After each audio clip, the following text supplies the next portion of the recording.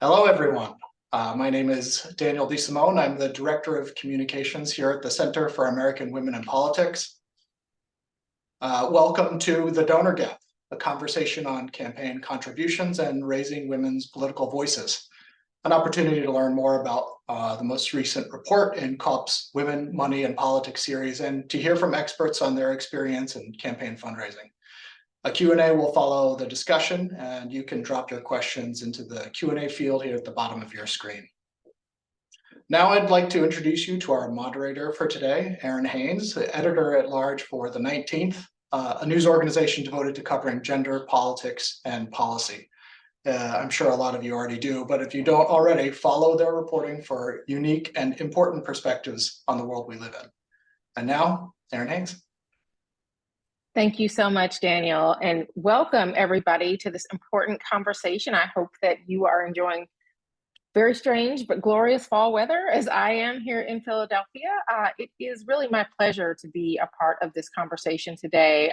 CAWP is one of the places that I go to help me sound smarter around gender and politics and representation and money. And so to be able to be in conversation about something that we also care so much about at the 19th just felt so appropriate. So thank you for including us, and thank you all for being here and being interested in this issue. I want to introduce Kira Sanbonmatsu, who is a senior scholar at the Center for American Women in Politics, and she's also a professor in the Department of Political Science at Rutgers, New Brunswick.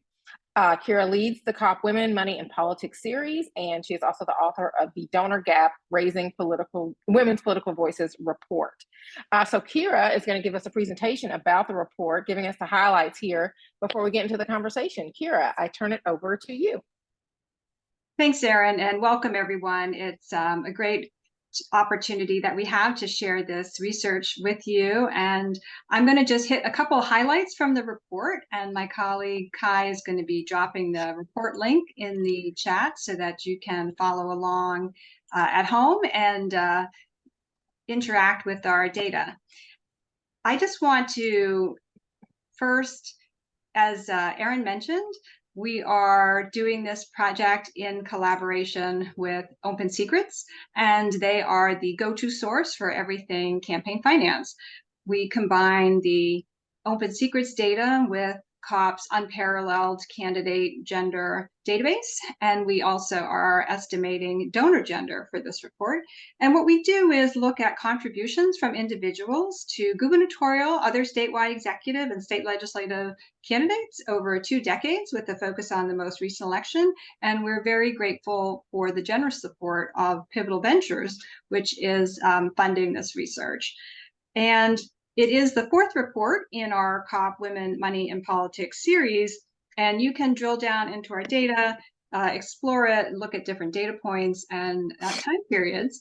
Just to highlight some top lines for you, we do find that when we look at all the money contributed to recent state elections, we do find that men's giving exceeds women's across levels of office here. We're talking about gubernatorial, other statewide, state senate, state house. When we look at how much money is given, men's contributions exceed women's by about a 2-to-1 margin. And I think that this is important to note because we know that women are very active in American politics. In fact, they usually outvote men. So whereas women usually outvote men, men are definitely outgiving women.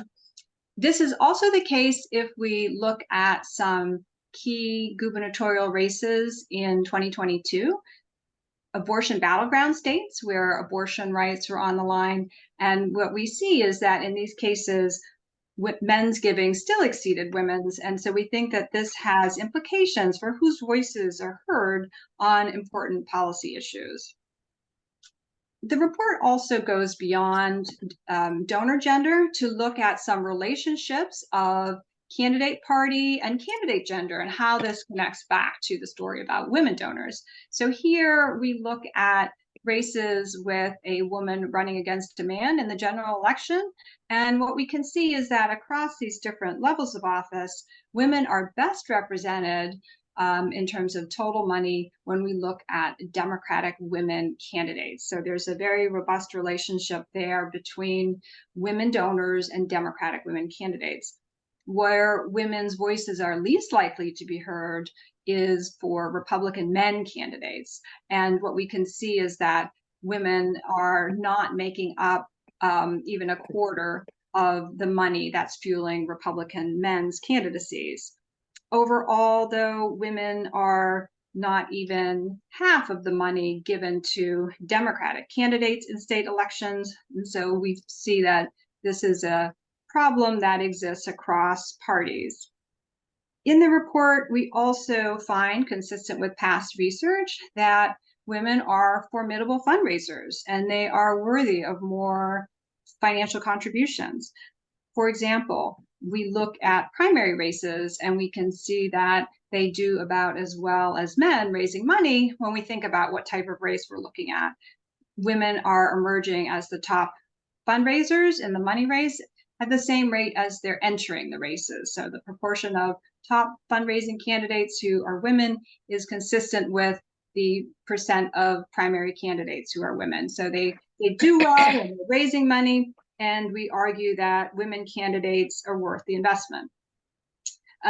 We do, though, see that in going back to the giving, that this is a situation that exists across states where men's voices are being heard in this metric of financial contributions more than women's across the states. And we think that there are implications for who runs and who might not run, who's going to emerge as candidates, who has the resources to do that. And we do note in the report the dearth of women of color in top state positions, such as the office of governor. And we think that the money raise has something to do with that. So those are just a couple of key points from the report. And I'll stop there so that we can start the conversation. Thank you. Thank you so much, Kara. Some really interesting insights that I cannot wait to unpack. But before I do that, I just want to also point you all to the story that we wrote for the 19th about this report. I believe that we're going to have that story available in the chat. We'll drop it now and kind of throughout this event if you want to learn more or share even this report and our journalism about this report with some other folks. I just encourage you all to do that now. And again, thanks so much to CAWP for doing this report, and which we were happy to report on because, frankly, it was pretty newsy. A lot of newsworthy information in there for folks. Okay, so I think now we are ready to get into our panel discussion. I want to welcome our panelists who are going to be joining us here.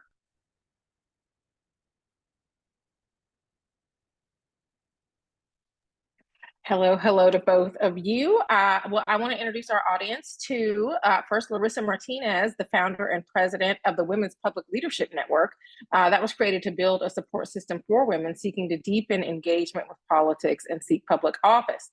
Larissa is also a policy expert, campaign strategist, and government relations professional. Welcome, Larissa. So great to be here.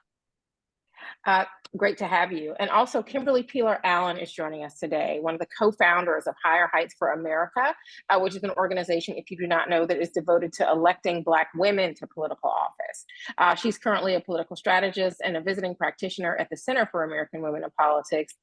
Kimberly was recently named to City and State New York's 2023 Political Consultants Power 100 list. So congratulations on that and welcome, Kimberly.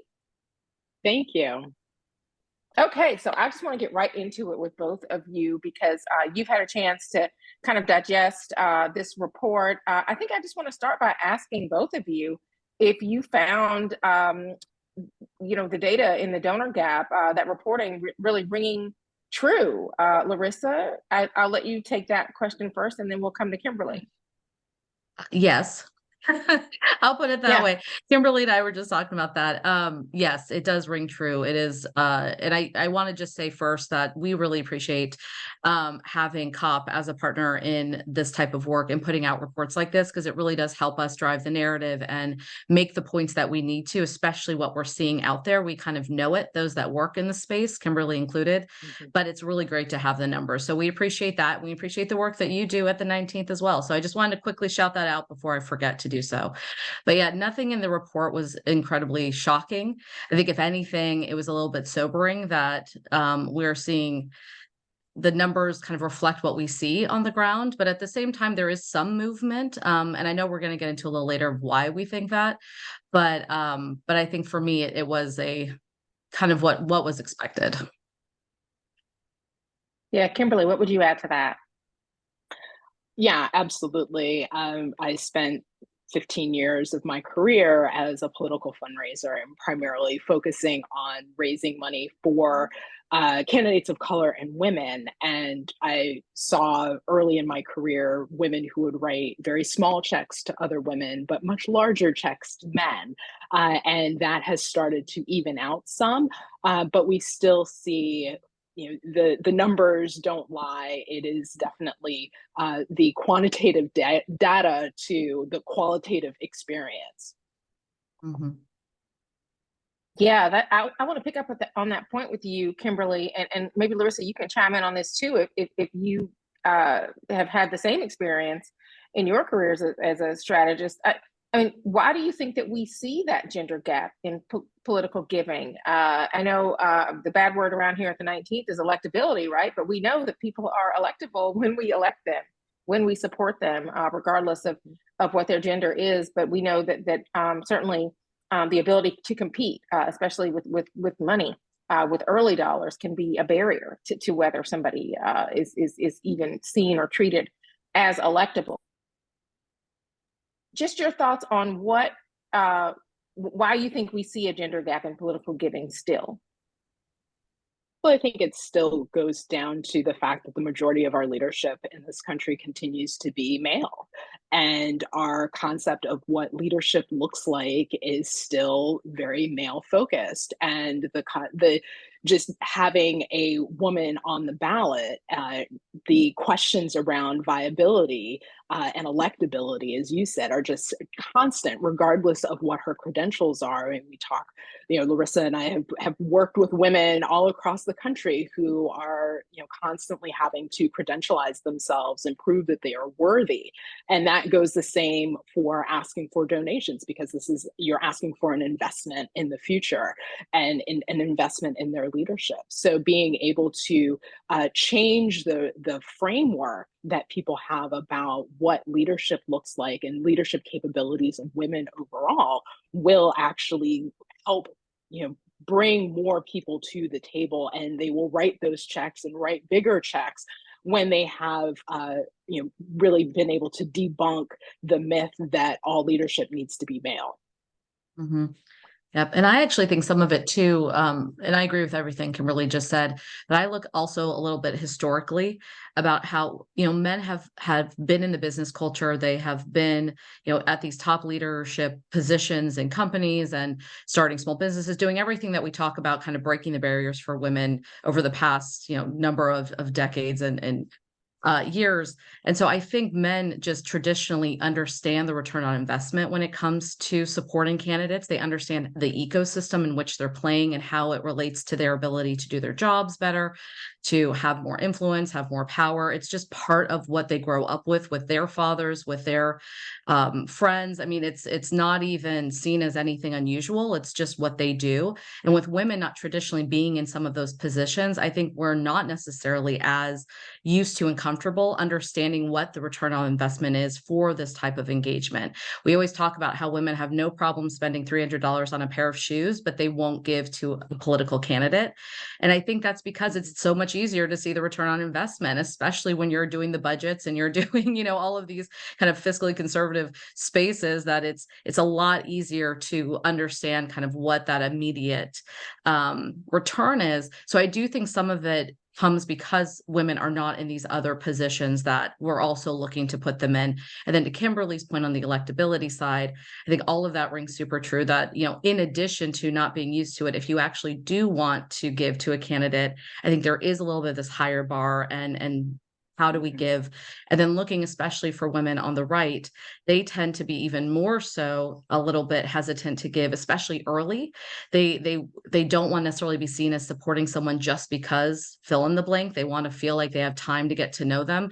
And I'm not saying people on the left don't want to get to know their candidates, but I think there is kind of this immediate need and cultural understanding of that early money a little bit more so than on the right. So yeah, I think that there's a little bit of this. We need to work on the culture of why it's important to support elected officials and why voting is great, but that donor piece matters too. Yeah, Larissa, I really love what you're saying about just the idea around normalizing women's participation in our politics, right? Even beyond voting and how important that is. Once it becomes a part of culture, once it becomes a habit for people and something that they're modeling for other women in their families, in their communities, in their friend circles, then that's how maybe this does begin to become a lot more normalized. Well, to both of your points, now that we kind of have seen this report from Kira, getting to an understanding of really what the stakes of the results of this report can mean for people, I want to ask how all of you, and Kira included in this, if you have some thoughts on this, how all of you think that the underrepresentation of women donors is affecting women candidates. Both of you, Kimberly and Larissa, kind of got into this a little bit, and particularly not just around party lines, but also in terms of those women of color who are trying to get elected or stay elected. Whoever has thoughts on this first can jump in. I was going to say, I can jump Kimberly. in. I think there's, through the work that my work at Higher Heights, we have definitely supported Black women who are running for office, and they have said, oh, out of all the support that I had, the support that I got from other women meant the most to me. But also recognizing that as we work to raise money from other Black women and our allies, there is generational wealth gap that plays into their ability to write the size checks, to write those max out checks, to be able to maximize their networks. But what we've also seen is that we have been able to get more women to reach out to their networks, because it is relationship building and relationship networking that is able to support a lot of these candidates. And I'm so thrilled to see that the numbers are starting to really even out in terms of overall dollars that have been raised by women. And if you look at the separate conversation, but if you look at the Black women of the Congressional Black Caucus, their numbers are on par for the first time in ever with their male counterparts. And we're seeing that they are really being able to use their skills and their ability to build those relationships,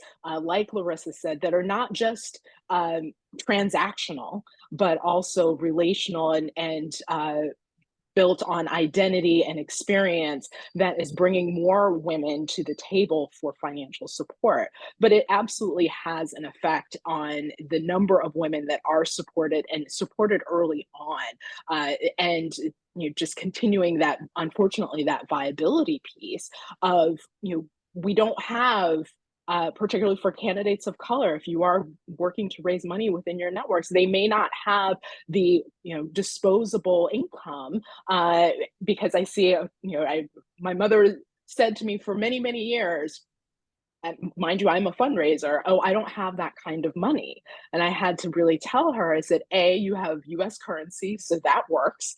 And then B, any size contribution makes a difference. And we're seeing that women of color, women overall, sometimes the number of contributions is higher and the size of the contributions are smaller, but it adds up. But being able to have the resources necessary to really be able to mount successful campaigns up and down the ballot. We really need to have more women part of the process, because people, like I said, it's relationship driven. And if the men continue to hold the power structures, because it's all interconnected, then they have decided, oh, this is Joe so-and-so, so we're going to write the checks to him. Meanwhile, there's a wonderful woman over here who is actually a better candidate than Joe so-and-so, but because she doesn't have access to that network, and they're not looking beyond the usual suspects, that she is not able to garner those resources. So we need to have more people around the table to make sure that everyone actually has the opportunity to fully participate. Mhm. Yeah. Yep. So interesting what you're saying about the donor gap and the leadership gap, but also just the how the wealth gap and the pay gap can play a role in this too, in people's women of color, their ability to participate, but also, even like you said, if you've got U.S. currency, you have that kind of money. And so really redefining what it means and who gets to be a donor, right? What it means, what fundraiser looks like. You having some of your girlfriends at home, as I know you and I have talked about, Kimberly, Glinda as well. Higher Heights is really helping so many Black women reimagine how they can participate in this way, in a way that feels meaningful and really disruptive to kind of what the status quo has been. Larissa, what would you add to what Kimberly was saying about this underrepresentation of women donors and how it might affect women candidates? Yeah, I think that, well, one, again, I basically always agree with Kimberly. Let's just be very clear on she's such an expert in this space. But the thing that I would add too is that, especially women candidates, they think through the process of getting involved in the political process much differently than men do, especially when it comes to running for office. They're the things that they kind of check through and tick through, and how they make that decision is a little different. And especially when it comes to that, we call it the house list or your Christmas card list, the people that are your go-tos. And if you're a woman, a lot of those go-tos are other women, and they're kind of your first entry into asking for money and asking for that support. And if those people are not giving to you in a way that feels meaningful, then it does feel a little like, can I do this? Like, if my own friends don't feel like they are going to give to me, like, can I really move forward with this process? And I think that's the piece that, men, I think, are kind of like, oh, it's fine moving forward. And they'll go to their business partners. They'll go to people that have potentially a deeper pockets, or people that are used to it. And it's an easy ask. But women, we take a little work, as we just noted, to make that commitment, to make that investment. And so when you do get it, I think it does feel that much better as a female candidate. You really do feel like, oh my gosh, I do have some support. This is great.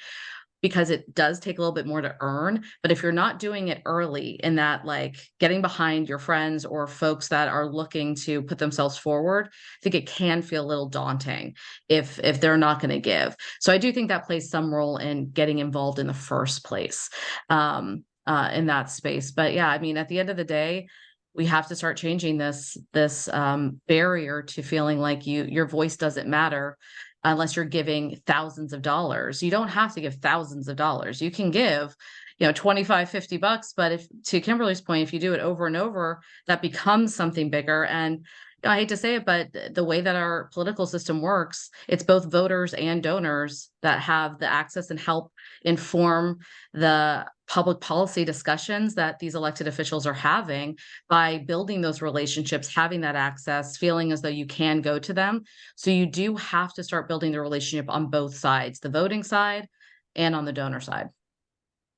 Larissa, I really love what you were saying about, just for candidates, the mentality that money is somehow a proxy for whether people support or believe in them, or whether they should keep going. Because men, you probably don't, think that way. They're just going to go after somebody else, right? Whereas you may have women being discouraged by the support that they perceive themselves to be getting based on the donations that somebody is able to give. It's not that people wouldn't give more if they could, right? Is what I hear you saying, which is such an important point. Kira, I want you to weigh in on this if you have thoughts on it, but I also just want to just flag for our audience that we are going to have a Q&A portion of this towards in just a few minutes. But before we get to that, I just want to plant the seed. If you have any questions, you can drop them in the Q&A field on the screen, and we're going to bring you all into the discussion in just a little bit. So Kira, what would you say about, this underrepresentation of women donors and how it can affect women candidates, why it matters? I think that we point in the report to the fact that voters can't cast ballots for candidates who aren't on the ballot. And so I think one of the things we're talking about is what is the process by which candidates get on the ballot? And when we think about general elections and casting that vote, what happened before that stage? How did the candidates get there? Someone had to support them. Candidates need to get their message out with yard signs and ads, and there's a lot of people to communicate with. So that, as Larissa and Kimberly were saying, getting donors on board is an important part of getting your message out and then showing viability as well. And so I think that we see a relationship between women supporting women candidates, but we do wonder, on the basis of this report and other research, couldn't there be more women running if there were more avenues of financial support getting them there? And we do point to even some of the challenges that Democratic women candidates face. Democratic women, as I said at the top, Democratic women candidates are fueled disproportionately by women compared to other types of candidates. And yet even Democratic women candidates face some challenges. They're more likely to be reliant on those small contributions. They're less likely to be able to tap their own personal resources for their candidacies. And so even Democratic women would be well served by more financial support. So I think that there is an important connection to who runs based on what resources are out there. And I think helping women see that their support early to men and women candidates can help those candidates reach the ballot at all. Yeah, well, I mean, we all in this room and probably a lot of folks that are tuning in, we know that representation matters, and we know that so often folks, particularly based on their race, gender, overall lived experience, they bring their identity so often to policy, which is why that representation can matter. I'm wondering if you all could also just weigh in on how this underrepresentation of women donors affects the public policy that we are getting. Kimberly, I'll come to you first this time. Sure. So I think it absolutely plays into it because, as you said, the support that women give to other women candidates ensures that there is a wider breadth of experiences around decision-making tables. And I have seen women who have come into state legislative office or come into Congress who are bringing their experience and their lived experience to the table and really being able to draw direct lines to policy that they have been able to develop and pass, and has really had tremendous impact on the lives of Americans, for congressional members, sample legislation for state legislatures across the country, but the impact has been tremendous. And I think just continuing to make sure that those voices are around the table ensures that there are fewer people who are left behind. And there are things like, thinking about Lauren Underwood and her maternal mortality, whole task force that she has been able to push through Congress and get signed, and how that is changing the lives of millions of women and pregnant people and their ability to ensure that they have safe deliveries. And that is that comes from her direct experience as being a nurse. And there are you can go on and on. And it's not just things that are considered women's issues, because all issues are women's issues, because we are small business owners, we are veterans, we are all of it. And being able to walk at the intersection of all of those identities brings thinking about access to small business loans for entrepreneurs, and the things that have been able to be brought forward because of that experience of being a woman or being a person of color who has struggled to get those resources, or struggled because of regulation that's just onerous for a small business, a shop of one, and it just makes such a difference. So I think having the resources and having people who see the leadership potential and the opportunity to change the table overall, and being able to support that with financial resources, so that you can't vote for somebody who's not on the ballot, and you can't vote for somebody who isn't able to get their message out to their constituents and to the potential voters, and making sure that those people have what they need so that they can run viable campaigns and be able to actually make the difference that they want to see in the world. Mhm. Yeah. Yeah. Yeah. And, I think to Kimberly's point about having more diverse voices and more lived experiences represented matters, whether it's the actual candidate or elected official, or the person that's going to talk to them and building those relationships. For us, we talk a lot about not just, kind of the gender lens or the ethnic racial lens, but also, are you a mom? Are you not? Do you live in rural America? Do you live in urban? Do you, did you grow up in a 2-parent household? Did you not? I mean, all of those pieces of the puzzle add to a unique voice and a unique lens that I think, needs to be at these decision-making tables, because a lot of folks, I mean, I live in a land that they're not necessarily intentionally not trying to get that comprehensive view, but you kind of have to make your voice heard, as we've seen time and again.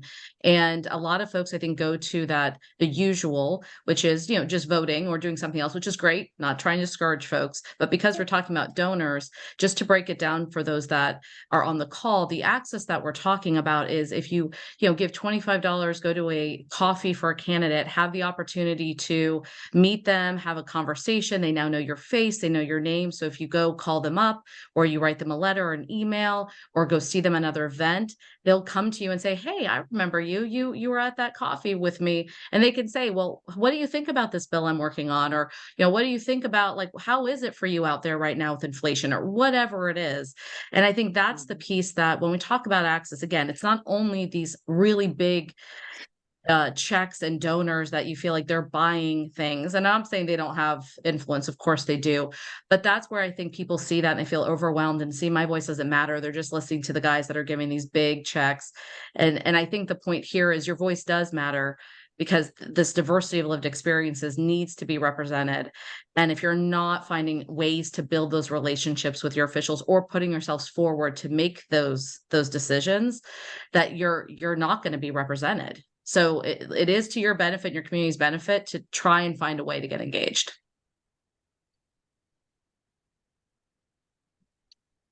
Okay, well, listen, I think with that, we are going to throw it open to the Q&A portion of this conversation. So if you have any questions, please just continue to drop those in the Q&A field. We are seeing them.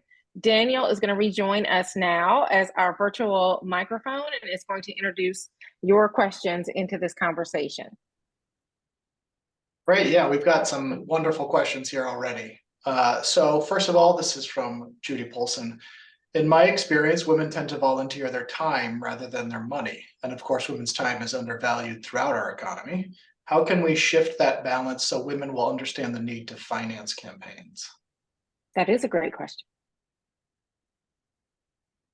I think it's a both and I really, part of what I was saying before about the relationship network and being able to harness the power of your network goes beyond just dollars or beyond just volunteer hours, but seeing that, oh, I wrote a check and I'm making phone calls and I'm knocking doors and I'm reaching out to my community, or I'm doing all of these things and I went to that fundraiser, that it is part of the civic participation overall, that it is not just voting, it is not just volunteering, it is not just giving, it is not just speaking with your elected officials and petitioning your government. It is all of it.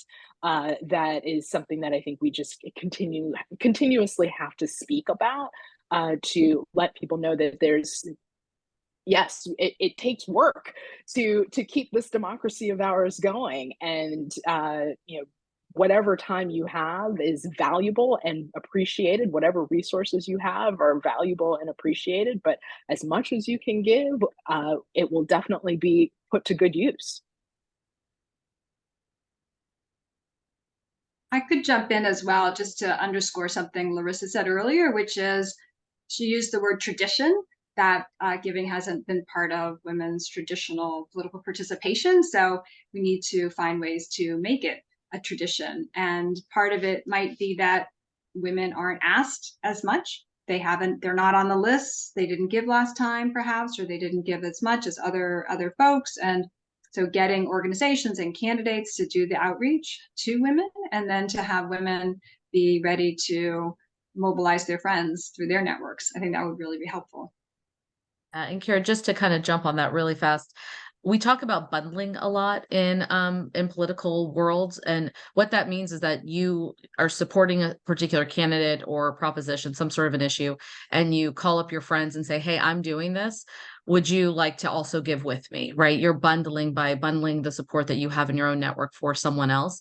And I think that's another key way, because as we've seen, women as candidates tend to be great fundraisers. There's a reason why women do a lot of nonprofit work and fundraise for that. It's about showing the point of the investment and why it's important to have that cultural shift, as you were talking about, Kira, of changing the tradition. But I say, 'cause again, you can make a big influence, even again, if it's not high dollars that you yourself are giving. You could bundle, you can volunteer, you can do all these pieces that help continue to push that message of why it's important to support, not just with your vote, but with your dollars, your volunteer, all of these pieces. And it does matter. Candidates notice. I mean, I'm just going to say, I mean, I know you may have some folks that don't, but for the vast majority that I've worked with in my life, they notice that you give a small donation, or that you gave it all, that you showed up at a parade, that you walked doors, that you did these things. They notice and they appreciate, to Kimberly's point. Doesn't go unnoticed. Great. We have a question that sort of speaks to some of the things that were raised in this last question. Joanne says, as a woman in elective politics, I've seen some growth in women's willingness to give, although it's still trying. Money is power in politics, and those power brokers who decide who gets a nomination are swayed by a candidate's ability to raise money. Do you agree that women gain more power and effectiveness by developing consortiums with other women in terms of their viability and support? That seems more like a recipient side question, but I think both the donor and recipient side could be relevant here.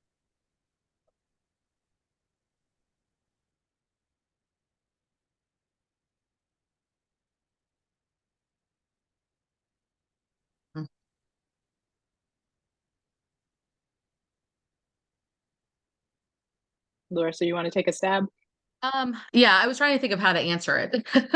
I mean, because I think it depends. I think it depends on the candidate. It depends on the donors. I think in some places and some, and I hate to say it, on the right, we don't see quite as much of that type of especially like kind of donor gatherings to give to women specifically, if that's what we're talking about, kind of by consortiums. If you're talking about like women candidates getting together and making their case for why you should support women generally, I think that's also tricky, because everyone wants to kind of define their own narrative and their own reason for being involved. So I think it just kind of depends on what when you say consortium, what that means from both a donor side and a candidate side. And but I do think there is some value to showing, again, highlighting reports like this that do group women, no matter what side of the aisle you're on, together, to show that, like, no matter what, there is clearly an issue, and there's clearly some messages that are going to hopefully resonate with both donors and candidates. But yeah, I think it depends. I don't have necessarily a great space for that, but I think in some places it may be better to show that power together, and then some places I think it could be not necessarily harmful, but more challenging to do. Yeah, I would just add on to that. On the left, there's definitely been a concerted effort to draw parallels around different issues, and where women are more vocal and more active on that particular issue. So the need to elect more women, thinking about reproductive freedom and abortion access as, one of the kind of cornerstones there of we need to, there are several organizations that are solely focused on electing pro-reproductive freedom candidates. And they're very clear about the need for women in that fight. And those women have come together and have said, we need more women. And there is definitely the conversation around the fact that women are 51% of the population, but are, drastically underrepresented across the board, and what just having, on a pure numbers standpoint, Larissa and I have been working on this for many, many, many, many years. If we just have more women around the table, there is, just in terms of how legislation is brought forward, how they build coalition across the ideological spectrum. There is, theory that more women will bring down the hyperpolarization that we're in right now, and bring down the toxicity. I think that we haven't achieved it yet, so I don't know. So we'll see. That's the hope. But there is, I have seen where people have come together and said, I want to support more women, or thinking of people like Senator Gillibrand, who have brought women who are running for Congress and running for Senate to a donor base saying, we need more women, and these are the women. And that has been able to support those women with resources that they would not have had otherwise. And I will say Kimberly was a little bit more direct, which I appreciate in terms of the talking about the left. So, and I was trying to be a little bit broader in the trying to answer the question on the right, just because she kind of provided the contrast.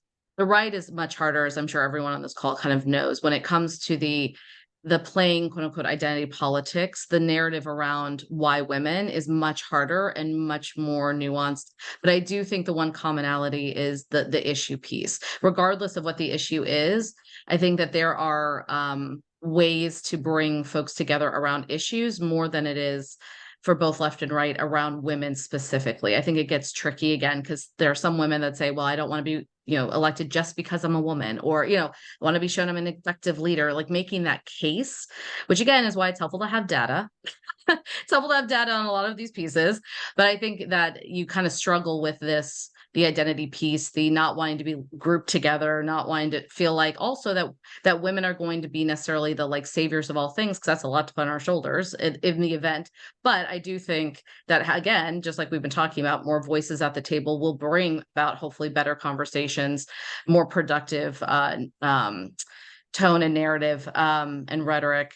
But yeah, I think it's just, again, it depends on who you're trying to support, where they fall. But I do think it's easier with policies than it is just on women. Great. We have a question here from Alexis that I think is perhaps a good one for Kira. She writes, I've seen a few recent studies say that women as a group are facing less campaign finance inequality, but women of color are disproportionately negatively impacted by biases while fundraising. How can studies avoid treating women as a monolith and take an intersectional approach to research? Great question. I think that in everything, in any kind of research, we need to think not just about gender, but we need to think intersectionally, because women are a very large group, and the women that we talk about, they have very different life experiences. And so when we talk about having more voices at the table, as Kimberly and Larissa were talking about, that's because there are a lot of different kinds of voices and a lot of differences across and among women that need to be represented. And race is one of those important categories that we can think about women, subgroups of women. And I think that the story, the campaign finance story around women candidates is nuanced, because we observe women candidates who run, and we can tally up how they did fundraising, but we don't observe how hard it was for them to raise the money, and we don't observe the women who didn't run. And so I think particularly with this research that we've been doing at the center, there's a missing group of candidates, really, which are women of color who are they able to wage competitive campaigns for statewide executive office, including governor? We haven't had a Black woman governor, for example. And so we can look through the data and find a few data points to look at how women of color are doing. But the unfortunate point is that they're missing from the data in a lot of cases. And we do have a chart, which I hope is helpful in our report, which looks at women state legislative incumbents across racial, ethnic identities. And we do know that once you have the benefit of incumbency, you do have some advantages there. Incumbents work hard to represent their constituents, and then they are running for re-election with that name recognition as the incumbent, and that can benefit women across racial and ethnic difference. But absolutely, I agree that we need to be really sophisticated about how we unpack women candidates. And I would just flag that we need to remember that not everyone is represented in the data because of the early processes around financial gatekeepers and personal wealth as well. Interesting points there. I think we have time for one last question, but if anybody, we've got a lot of interesting questions in the queue here. So if you would like to follow up with us, I'm going to drop my email here into the chat, and I can help you get answers to your question if it wasn't answered live here. So Chanley writes, many Americans associate political donations with corruption. By contrast, women are associated with honesty and the work of, quote, cleaning up the public sphere. Do you think this has anything to do with their general reluctance to give? And if so, how do you overcome this reluctance without endangering any advantages women candidates may receive from the positive association they have with honesty and integrity? That is a great question, Dave. Kimberly, Yeah. I'm going to nominate you to go first. Oh, that is such a good question, and it is so such my lived experience of people, my candidates that I've worked with over the years, saying, I feel dirty, asking for money, and I've really worked with them very hard to reframe the ask of you are the CEO of a small business. And that is exactly what a campaign is. You have staff, you have things that you need to print, you have filings you need to do, all of which takes money. And there is, unfortunately, the air of corruption that has permeated politics in general because of some very high profile bad actors that continuously come up cycle after cycle. There's always at least one really bad story. Sometimes there's 10, we'll see. But unfortunately, that is part of the process. But I think it is talking to donors and for donors to have the perspective of this is an investment in my future. This is the investment in my community that, this person I believe in, and they're not asking for money to go buy a pair of shoes. They're actually asking for money to make my community better. And I believe in them, and really, for the candidate to lead with integrity and honesty throughout.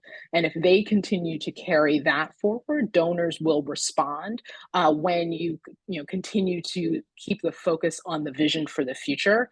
And I've seen candidates, just in they'll have one call and say, oh, I feel so dirty. And then we have this conversation about what they are trying to accomplish and what they're trying to do.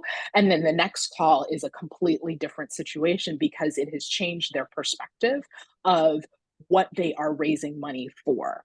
And I think that is just something that everyone needs to keep in mind, that yes, unfortunately, there are bad actors, and some of those bad actors are very, very bad. But the majority of candidates out there They are running to try and make the world a better place. And your investment in that vision is what fuels our democracy. Mm-hmm.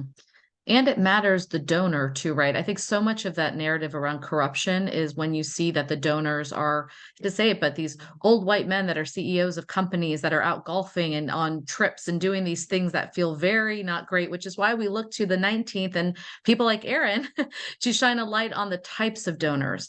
Because again, we don't, as we've just seen, we don't have a lot of women donors. So the more women that are in these business positions that are writing the checks, that you can say, the majority of donations to this person, to this woman, were women donors, or there was, she may have only raised this much, but it was all from folks in her district that gave a certain amount because you helped bundle money for that person, right? Like there's a narrative for everything that is, on the donor side, that when you're looking at women candidates, thinking like if they're asking me for money, that feels kind of gross.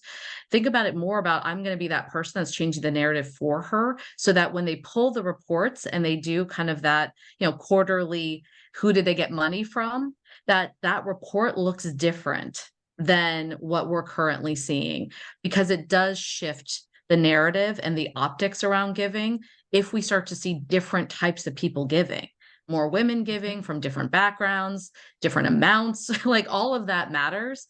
And because as the CAWP report showed, we don't see that at these high levels yet, or at least at the 50% or higher. I don't think any of the statistics that I think there's a couple of states that may have been like 40s, but nothing was like vastly over 50%.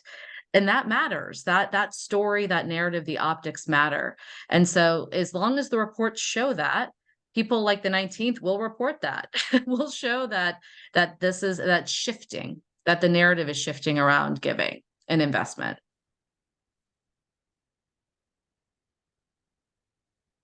Great. Thank you, everyone. And thank you all for your questions. They're really fantastic. Like I said, we've got some questions we weren't able to get to, and if you'd like to hear more, feel free to follow up with me directly via email. And with that, I'm going to hand back to Errin for a kind of a final question for the group. Thank you, everyone. Thank you, Daniel. And I don't know about you all, but I was furiously scribbling over here while Larissa and Kimberly and Kira were answering all of your excellent questions, because there's absolutely a lot for us to follow up on at the 19th. So stay tuned, everyone, for that. I guess, for the final thought from each of you, I would love just to kind of spin this forward to give some people, that are tuned in here, a takeaway from this conversation. So, Larissa, Kimberly, Kira, what would you say is one thing that can be done to raise women's political voices and really close this donor gap? One strategy maybe that could persuade new women or subgroups of women to get involved as donors. Larissa, I'm going to start with you. You look like you might have had a thought. I did. Well, yes. I mean, I think the answer is to give. That's my one thing. But I would say to really understand and to feel good about giving and to feel like you understand why the access is important, I would say find someone that you really support or that you've encouraged or that you're even interested in hearing from, and host a coffee, host a meet and greet with your friends. Find an opportunity to make that connection to the elected official and really understand why it's important to give at whatever level you're comfortable giving, and asking your friends to do the same, and just starting there. And it can be any level of office. It doesn't have to be congressional, it doesn't have to be gubernatorial. It can be city council. It can be for someone that's looking to hold even a commission appointment. I'm just saying, it's just starting small, knowing that you don't have to go crazy. You don't have to write checks for everyone and their mother. Just start small, building that community, building the group of folks that support. View it kind of like a book club, only not. But finding the way to really build the relationship so you understand why it's important, because hopefully that'll make you feel like the investment was worth it, that you're following their career, you feel comfortable sharing your voice, and that makes it a little bit more real. That would be my piece of advice. Kimberly, what about you? I would say that thinking of political giving as an extension of your philanthropy. We know that women are very philanthropic, giving to our houses of worship, giving to civic organizations, Girl Scouts, all sorts of organizations. But see this also as part of your philanthropy and thinking about your political budget. It doesn't have to be big, but just set some money aside for, it could be $25 a month that you give to a particular candidate, or you are thinking about your, city council members or your state legislators or even your members of Congress, and just make sure get in the habit of doing it. And it will definitely become easier. And as you are thinking about your participation in the process, because clearly you are active in our civic life because you're on this webinar, but thinking about how to expand your participation, and then also to Larissa's point, bringing others along.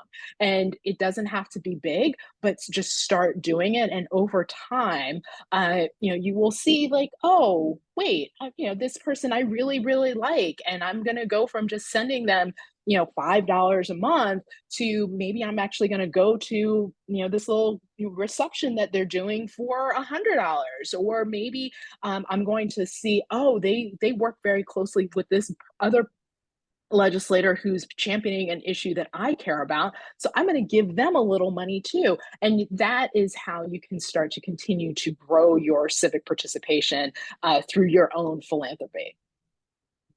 And Kira, last word goes to you. How now that you've got the results on the donor gap, what can people do to help close it? Well, you can probably anticipate what I'm going to say, which is please share our report.